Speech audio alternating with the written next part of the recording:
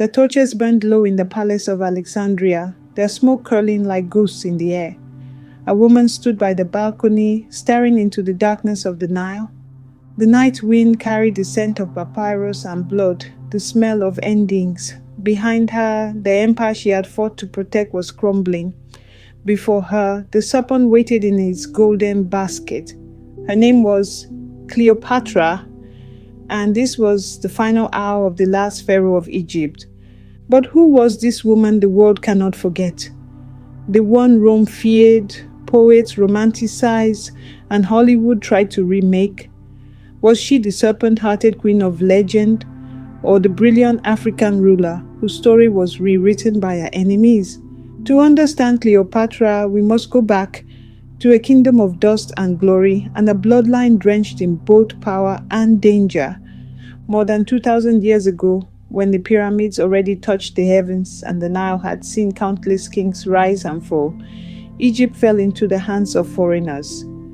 After Alexander the Great conquered the land, one of his generals, Ptolemy, claimed it for himself, and he and his descendants ruled for generations, speaking Greek, not Egyptian, and marrying their own kin to keep the bloodline pure. Yet as centuries passed, that blood mixed with the people of the land, Nubians, Egyptians, Africans, whose roots reached deep into the Nile Valley. And somewhere in that lineage came a child who would change history forever. Cleopatra VII was born in 69 BC in a palace of marble and secrets. From the moment she could walk, she was different. While her siblings spoke only Greek, Cleopatra spoke 9 languages, including Egyptian, the tongue her ancestors had long abandoned. She didn't want to rule as a foreigner. She wanted to rule as a daughter of the Nile. When her father, King Ptolemy XII, died, Cleopatra ascended the throne, but not alone. Tradition forced her to marry a younger brother and rule beside him. But the young king was a puppet, controlled by corrupt advisors who despised her strength. Soon plots filled the palace. Her brother's allies turned against her, and Cleopatra was forced to flee her own kingdom. She crossed the desert in exile, the queen of Egypt reduced to a fugitive, her name whispered only in secret prayers. But destiny has a strange way of testing those it favors. While Cleopatra wandered the deserts, the world's most powerful empire set its gaze on Egypt, Rome. And leading Rome's legions was the man whose name could shake nations, Julius Caesar. Cleopatra saw her chance. She would not beg for her throne, she would reclaim it. One night, she had herself rolled into a carpet and smuggled into Caesar's quarters. When the carpet was unrolled before him, the Roman general froze. Out stepped a woman, eyes blazing, voice steady, wearing a smile as sharp as a blade. From that moment, history changed forever. Cleopatra and Caesar became allies, then lovers. Together, they crushed their brother's forces, and Cleopatra reclaimed her crown. She ruled Egypt not as a shadow, but as the living goddess Isis reborn. Her intelligence dazzled the scholars of Alexandria. Her charm disarmed even her enemies. She and Caesar had a son, Caesarion, heir to both Egypt and Rome. But the Roman Senate saw her as dangerous, a foreign queen, bewitching their leader. And when Caesar was assassinated in Rome, Cleopatra was left alone again, surrounded by wolves who wanted her kingdom for themselves. Then came Mark Antony, Caesar's closest ally, a warrior who had tasted victory and longed for something greater. When they met, it was said the air itself changed. Cleopatra arrived to him, sailing on a golden ship with sails of purple silk, her servants fanning her with peacock feathers, the scent of jasmine following her like a spell. Antony was conquered, not by beauty, but by power. They became one, lovers, rulers, dreamers. Together they planned to unite the East under their rule, to rival Rome itself. But such dreams could not live long in a world ruled by envy. In Rome, Octavian, Caesar's heir, spread rumors that Cleopatra had bewitched Antony, that he had betrayed Rome for an African queen.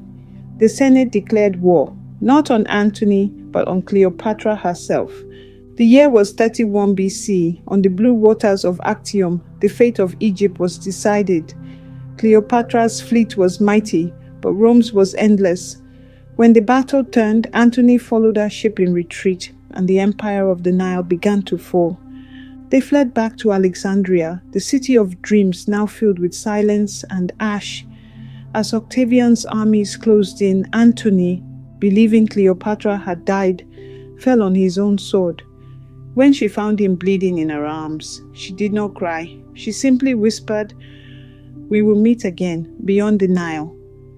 Days later, Rome entered the city. Octavian demanded she kneel before him, to be paraded through the streets like a trophy. Cleopatra refused. Instead, she dressed in gold, placed a crown upon her head, and summoned her servants. In a chamber lit by dying sunlight, she took the asp, the sacred serpent of royalty, and let it strike. When the soldiers burst in, they found her lifeless, lying on a couch of gold, her face serene. At her side, the serpent coiled, silent and victorious. The last pharaoh was gone. Egypt was no longer a kingdom. It was Rome's possession. But Cleopatra's legend had just begun. For centuries, her image would be twisted and stolen. European artists painted her pale, stripping her of her African roots. Writers turned her into a temptress rather than a strategist, a lover instead of a leader. They forgot that she spoke 9 languages, that she ruled a nation, commanded armies, and defied the world's greatest empire. But truth is harder to bury than a queen. Modern historians now search through fragments, tracing her ancestry, her culture, her people. Was she purely Greek by blood, or was she of African descent, Nubian, Egyptian, or both?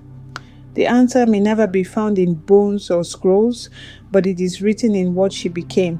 Cleopatra ruled an African land. She worshipped African gods. She carried the spirit of Egypt, the oldest soul of Africa, in her heart. She was not Rome's shadow, she was Africa's light.